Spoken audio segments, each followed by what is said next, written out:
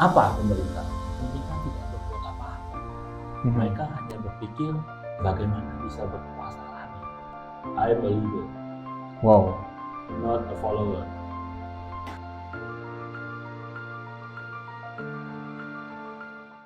Assalamualaikum warahmatullahi wabarakatuh. Selamat datang kembali di Banyumili. Ya, lumayan lama ya nggak ketemu sama konco mili semuanya, dan hari ini topiknya masih seputar dunia perpolitikan karena memang kita memasuki era di mana kita akan menuju atau menjelang pemilu di tahun 2024 mendatang. Kurang lebih 2 bulan lagi ya, nggak sampai 2 bulan lah ya. Nah, ini memang ada banyak sekali di jalan-jalan gitu kita melihat ada banner-banner gambar caleg gitu. Kalau misalkan Anda seorang pemilih nantinya, Anda harus mengenal siapa caleg yang nantinya akan Anda pilih, yang akan menjadi wakil Anda, yang akan duduk di kursi pemerintah kota atau pemerintah provinsi begitu, atau di DPR RI. Anda harus mengenal. Nah, sekarang saya akan mengajak Anda untuk mengenal salah satu caleg yang akan mengikuti pesta demokrasi nanti di bulan Februari.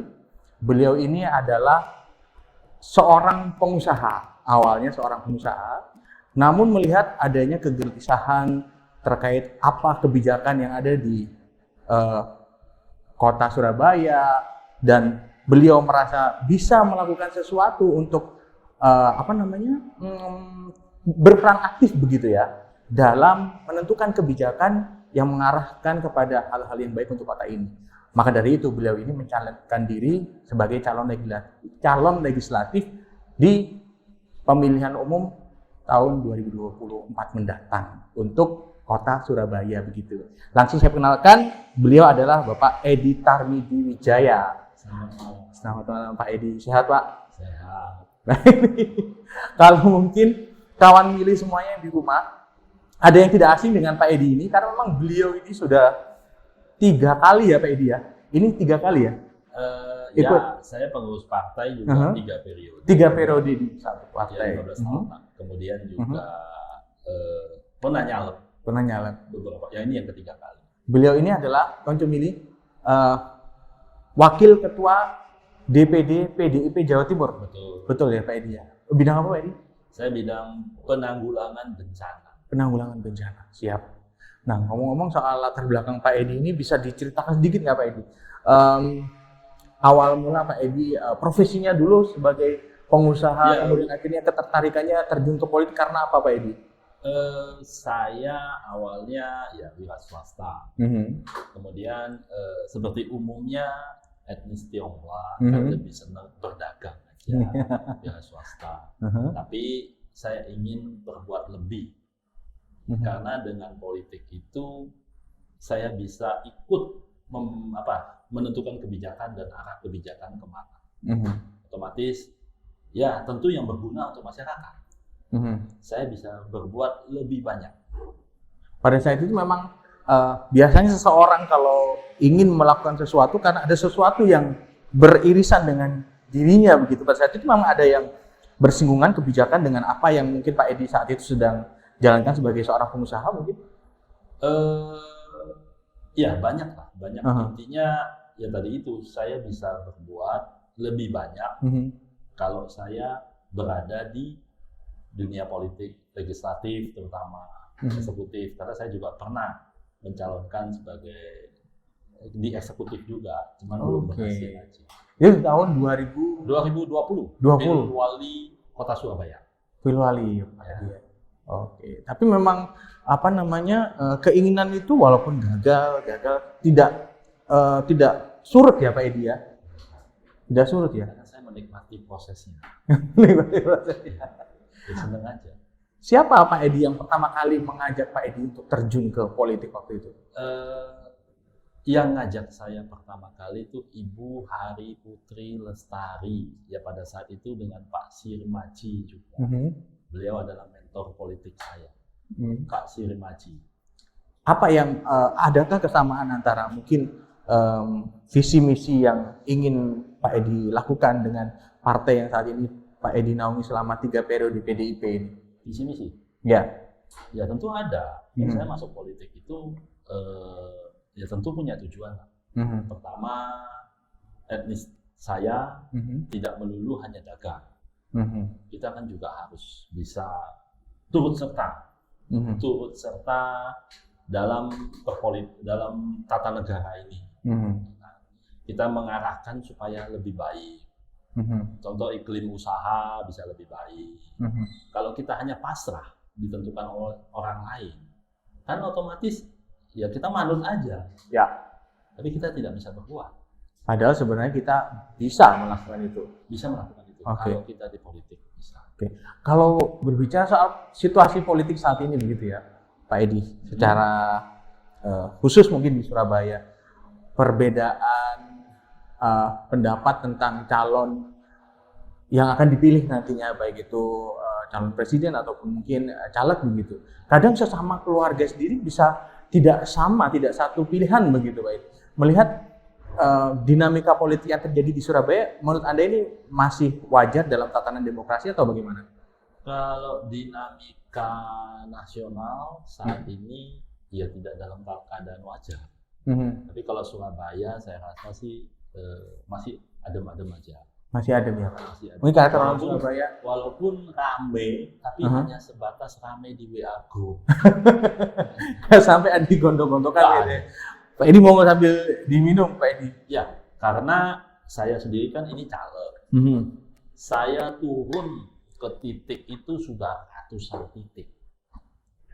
Jadi saya turun kepada masyarakat, menyapa masyarakat, kumpulkan sekitar 35 sampai 70 orang, kemudian ngobrol. Artinya ngobrol dengan Tuhan. Ya, kan gestur tubuh bisa kelihatan. Artinya kesadaran demokrasi orang Surabaya bisa dibilang dalam perjalanannya saat ini sudah cukup dewasa begitu ya, Pak Edi? Tidak, Mas. Kalau di bawah mereka nggak peduli. Gunjang ganjing mau ada istilah politik dinasti. Karena mereka ada fokus yang lain. Kemudian ada mau politik ini, MK, mereka nggak tahu. Ada munculnya muncul orde baru apa gitu. Nggak peduli ya, Pak. Mereka nggak peduli. Hari ini kita bisa makan, bisa kerja, bisa makan. Itu di bawah. Nah, maka itu perlu juga pendidikan politik. Ya itu kan piramida ya. Level yang di bawah ini lebih banyak. Kalau yang punya HP, mereka nggak punya HP.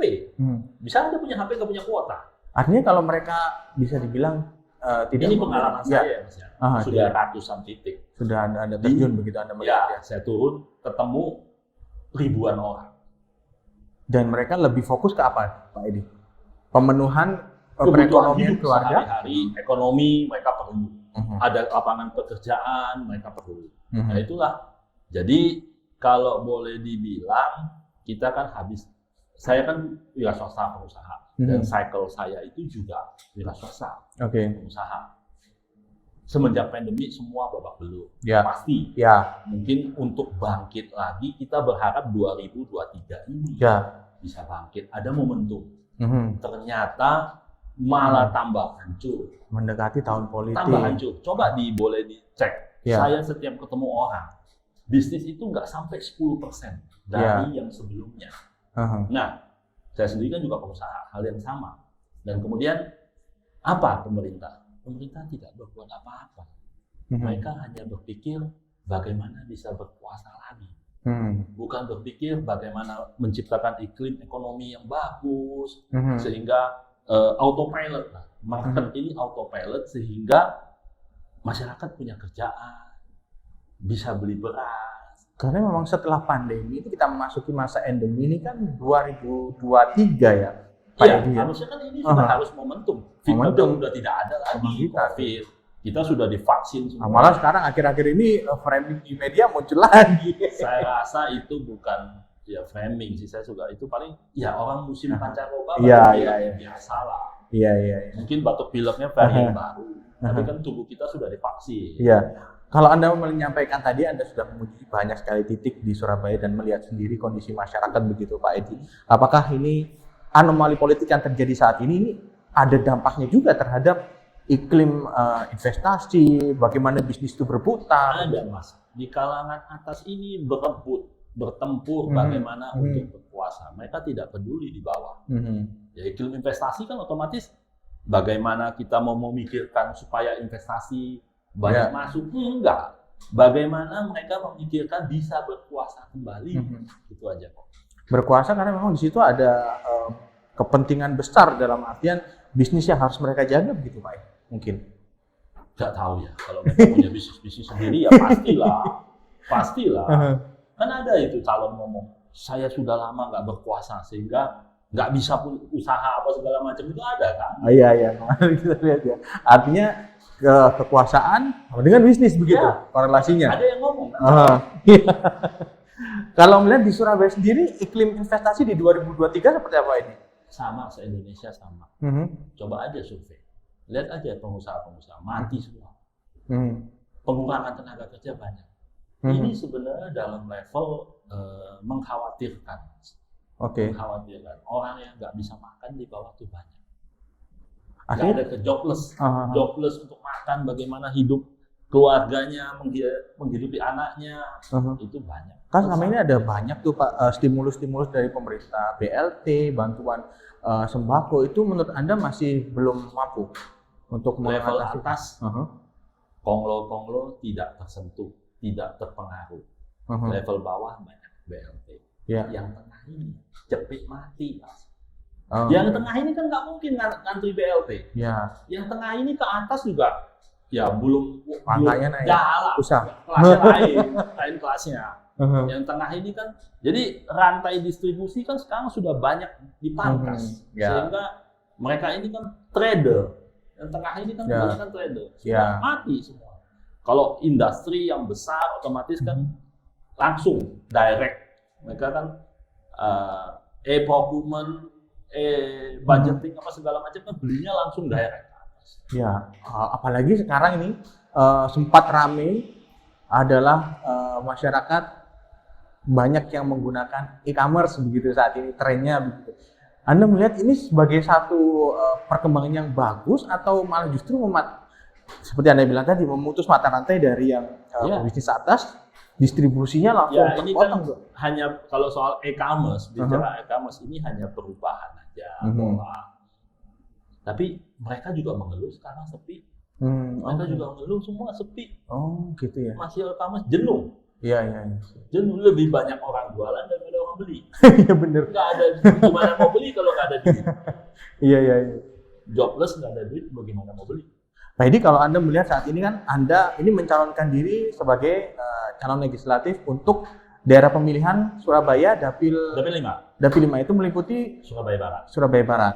Nah, kalau melihat Anda saat ini kondisi di 2023 seperti ini, menurut Anda ini faktor yang menghambat iklim investasi di Surabaya tumbuh itu faktor apa Pak Edi? Birokrasi. Oke. Tidak ada birokrasi yang sangat ramah terhadap perkembangan iklim investasi saat ini? Banyak. Birokrasi, gangguan-gangguan pasti banyak. Contoh-contohnya apa Pak Edi?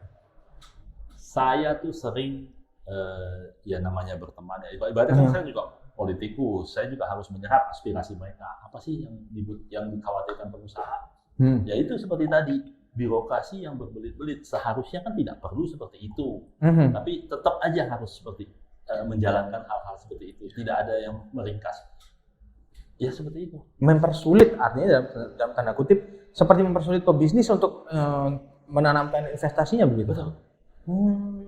Coba dikeluhkan, ditanya semua. Tapi sepertinya kalau dari yang saya baca nih, saya baca ini Wali Kota Surabaya memang sudah mencanangkan untuk OPD itu dikumpulkan jadi satu dalam satu atap begitu. Sudah. Itu rencana itu Anda melihatnya terlambat atau bagaimana? Tidak terlambat. Memang butuh waktu. Butuh waktu dan butuh lompatan-lompatan yang lebih seperti tadi yang saya bilang. Jemput bola, otomatis itu kan solusi. Jemput bola. Jadi memang satu atap, tapi kan di dalam birokrasi mejanya juga banyak. Tapi kalau jemput bola pengusaha kan santai. Kita bosnya, pengusaha bosnya loh. Ini kan kita bayar pajak, kita bosnya. Pak butuh apa? Jadi birokrasi yang jemput bola, Pak butuh apa? Oh, Bapak mau usaha ini, oke. Bapak butuhnya tuh ini. Saya kerjakan. Besok jadi ya, saya kirim ke rumah Bapak. Emangnya yang selama ini seperti apa? Ada nggak begitu? Yang selama ini saya nggak tahu. Coba aja datang. Oh. Terus mau ngurus begitu. Cepat kan prosesnya? Lama Pak ini. Coba. Oh gitu. Artinya di sini kalau masyarakat yang ingin berbisnis begitu, berinvestasi di Surabaya. Tadi Anda menyampaikan bahwa proses OPD-nya Surabaya tentu semua akan berupaya lebih baik. Artinya pengawasannya belum begitu ketat. Mental. Revolusi mental nggak jalan. Oknum-oknumnya masih banyak ya? Banyak. Oh. Banyak, Mas. Jadi apapun rancangannya diubah seperti apapun, kalau orang-orang di dalamnya mentalnya masih seperti itu susah ya? Iya.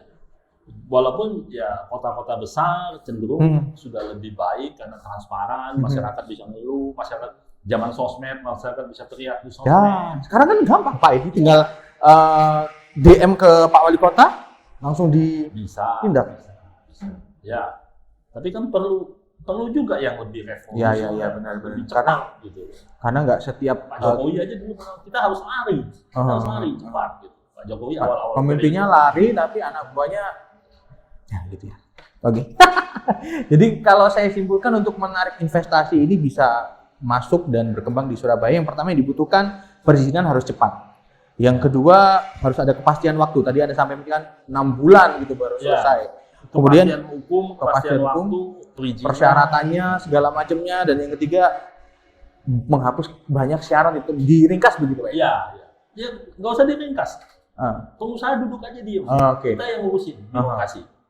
Bapak butuh apa? Ya udah kita yang ngurusin. Artinya kurangnya besok jadi ini biaya pajaknya segitu bayar. Oke, pengusaha yang mau bayar. Kurangnya C, ternyata baik lagi. Ini yang D kurang gitu. Gitu di molor. Tapi kalau jemput bola kan udah urusan lu yang ngurus, gue taunya beres. Pengusaha kan bosnya.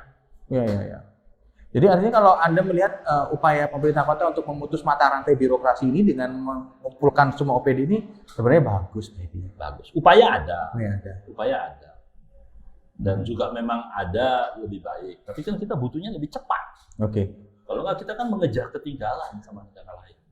Nah itu satu hal. Kalau nanti Anda, ini kawan Mili di rumah yang menyaksikan ini Pak Edi, untuk lebih mengenal apa yang akan Anda bawa nantinya ketika Anda duduk di kursi legislatif DPRD Kota. Kebijakan apa sih yang sudah ada di benak Anda untuk Anda rancang? Itu fungsinya adalah pertama mengawasi birokrasi, mengawasi, mengamankan keuangan, membuat peraturan. Membuat peraturan itu sehingga nggak jelimet, nggak kontradiktif. Terus pokoknya gitu. Nanti arahnya ya ke sana. Jadi fungsi dari legislatif itu, ya itu yang akan saya jalankan. Ngawasi itu, dinas-dinas itu, yang kerjanya yang nggak benar ya, fungsi legislatif ya di situ. Ya. Yang paling difokuskan saat ini di kondisi Surabaya apa dulu Pak Edi? Ya, kalau secara global ya tentu saya melihat iklim dunia usaha. Karena saya juga berusaha ya, maksudnya yang berkecimpung di wira swasta, yaitu iklim dunia usaha supaya hidup. Ya mungkin mulai dari pariwisatanya kita giatkan sehingga banyak investor masuk. Sudah banyak sekali loh investor masuk. Investor mau bangun pabrik pun juga banyak. Tapi akhirnya kurang welcome. Ya sudah ada lah upaya, tapi kurang welcome. Banyak. Karena Indonesia ini sebenarnya ibaratnya dunia luar memandang ya seperti gadis cantik harusnya. Menarik sebenarnya. Ya menarik. Kita punya sumber daya alam yang banyak, sumber daya manusia juga banyak, penduduknya banyak, itu market yang besar. Market yang besar. Penduduk kita kan 250 jutaan gitu kan, market yang besar. Surabaya aja berapa juta? 3 juta ya? Ya, 3 juta. 3 juta, lumayan. Jadi harus ada stimulus ekonomi sehingga ya mungkin ya kalau saya bicara skup dari kota Surabaya ya mungkin harus lebih banyak stimulus di bidang ekonomi. Yang akan dilakukan oleh wali kota Surabaya ini. Mas Eri kebetulan rekan saya juga. Pak Edi, ini data yang saya dapat ini di realisasi investasi di Surabaya hingga triwulan ketiga Januari sampai September 2023 ini mencapai 17,230 triliun. Nah, ini penanaman modal asing non UMK sebesar 2,525 triliun dan penanaman modal dalam negeri non UMK sebesar 14,705. Angka ini besar begitu terlihatnya begitu Pak. Anda tidak melihat ini. Saya bilang besar, memang besar. Sebenarnya banyak orang mau berinvestasi di sini. Tapi kan realisasinya masih belum. Realisasinya juga masih belum. Dan yang tadi yang dikeluhkan oleh cycle saya dan lingkar saya itu adalah memang perizinan yang agak sulit. Keluhan ini sudah disampaikan kemana Pak? Semua tahu.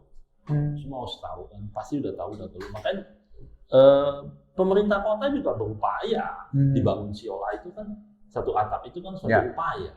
Satu upaya. Mungkin harus lebih lagi yang tadi saya bilang, lebih lagi sebenarnya. Kita birokrasi melayani. Harusnya seperti itu. Yang tadi saya sudah berulang-ulang kali ucapkan, jemput bola. Jemput bola. Itu yang masih belum diubah begitu polanya gitu ya Pak Edi. Oke. Pak Edi, reformasi birokrasi kalau Anda sampaikan tadi kan.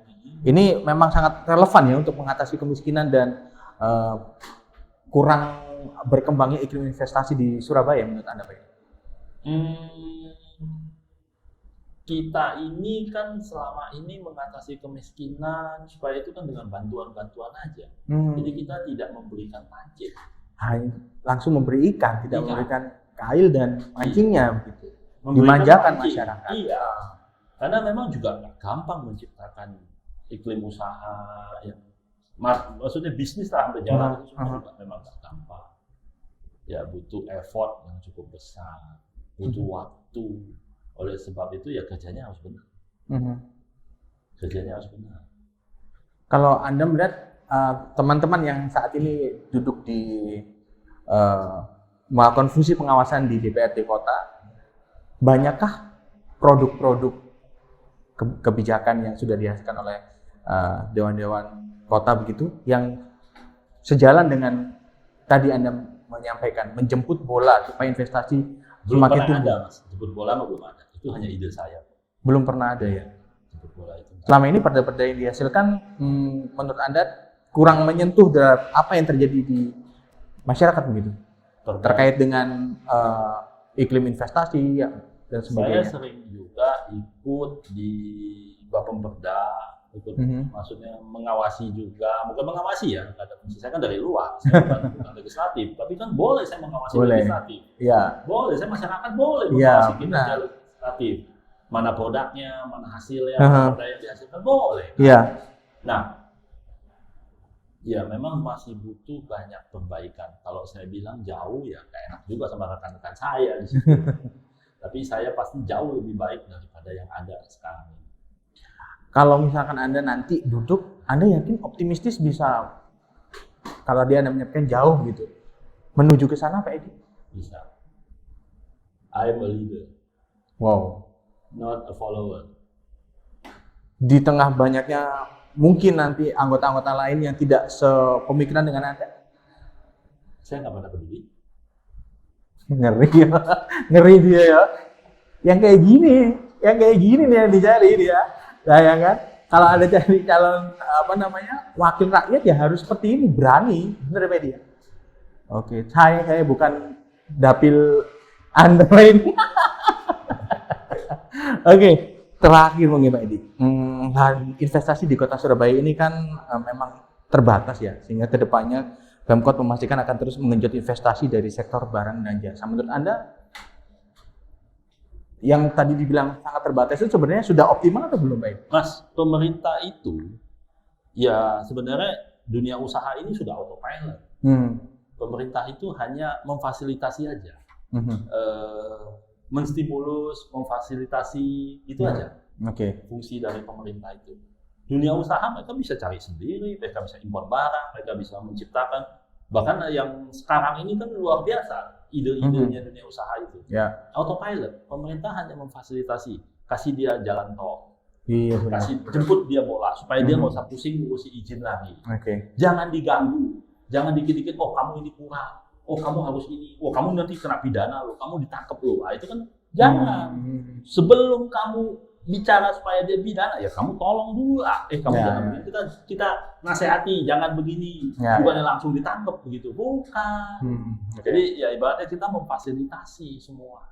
Pemerintahnya gitu kok, tidak harus pemerintah ikut-ikut dagang, pemerintah ikut-ikut menciptakan UMKM, nggak usah, jalankan aja itu semua, menstimulus ekonomi.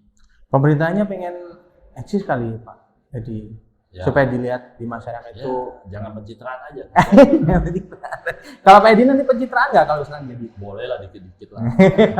Dikit-dikit boleh lah. Politik susah boleh lah. Media kan juga butuh. Kalau nggak siapa yang nggak kenal. Nah, Pak Edi ini caleg Dapil 5. Googling aja nama saya, Edi Tarmidi Wijaya di Google. Oke, Pak Edi, sedikit Anda ingin menyampaikan apa untuk kawan milih supaya nantinya pada tanggal 14 Februari tidak ragu-ragu untuk, karena sudah mengenal Pak Edi ini. Sedikit Pak Edi, apa yang ingin disampaikan? Mas, itu legislatif itu, jadi anggota dewan itu adalah pengabdian. Ya kan? Jadi saya juga nggak boleh terlalu berambisi. Karena ini sifatnya pengabdi, saya ingin mengabdi. Kalau masyarakat nggak boleh, ya sudah. Kalau masyarakat ingin lebih baik dengan adanya saya, monggo coblos caleg yang nomor paling bawah aja saya. Edi Tarmidi Wijaya. Nomor 10 Dapil 5 Kota Surabaya. Karena itu tadi dilandasi dengan keinginan untuk mengabdi begitu ya? Ya, pengabdian. Oke. Dio, kamu nanti nyoblos sudah kenal nggak caleg yang mau dipilih Dio? Mas, kalau ngomong pengabdian ya semua bahasanya ya begitu. Semuanya begitu. Oh begitu ya. Berarti pengabdiannya memang benar atau nggak benar gitu Pak? Malah ini. Ya lihat di track record saya. Lihat di track record aja. Punya smartphone ya semuanya bisa. Googling aja nama bisa saya. Cari namanya. Tarmidi Wijaya. Nanti kan di situ sudah ketahuan semua. Oke, siap. Karena ada yang selentingan masuk di telinga saya, Pak Edi ini kayak Ahoknya Surabaya gitu. Oh, saya sempat bikin jargon itu. Jargon itu sengaja saya bikin. Kenapa saya bikin jargon itu? Bukannya saya ingin rasis atau apa, bukan. Jadi pada saat itu kan lagi gunjang-ganjing juga, demo-demo berjilid-jilid, sehingga si orang itu, Ahok itu menjadi anomali. Anomali birokrasi yang ketua saya sendiri bilang bahwa Ahok adalah prototipe birokrat terbaik di Indonesia. Itu ada disampaikan oleh Bu Mega. Tapi yang musuh banyak Pak. Sesuatu yang anomali musuhnya banyak Mas. Musuhnya banyak. Musuhnya banyak. Tapi biarin aja. Kan Ahok bilang belaga gila, belaga bego. Oke, siap. Pak Edi, ini tradisi di Banyumili supaya silaturahmi tidak terputus. Boleh kita selfie untuk update status gitu. Ya. Di sini ya Pak Edi ya. Mohon izin Pak Edi sebentar. Saya bersihkan dulu. Kenapa? Dari Dapil? Dapil 6 kan? Dapil 5? 5. Sampai 5? Saya Dapil 19. Kalau perak Dapil berapa ya? Itu kayak Dapil 1 Dapil 2 ya? Wah, ini daerahku. Nanti tak ajak deh caleg daerahku di sini. Biar kenal. Mohon izin Pak Edi. Ini ya.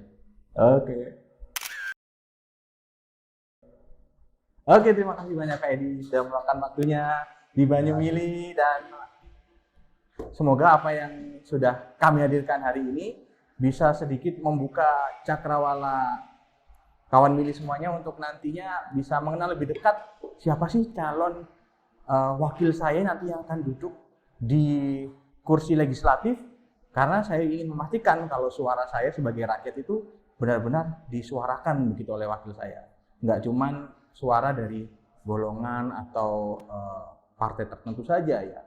Anda berhak ini untuk mengenal, mengamati satu persatu calegnya, karena nanti tanggal 14 Februari harus nyoblos. Oke, kita ketemu lagi di Banyumili episode yang lainnya ya. Wassalamualaikum warahmatullahi wabarakatuh. Nyoblos yuk.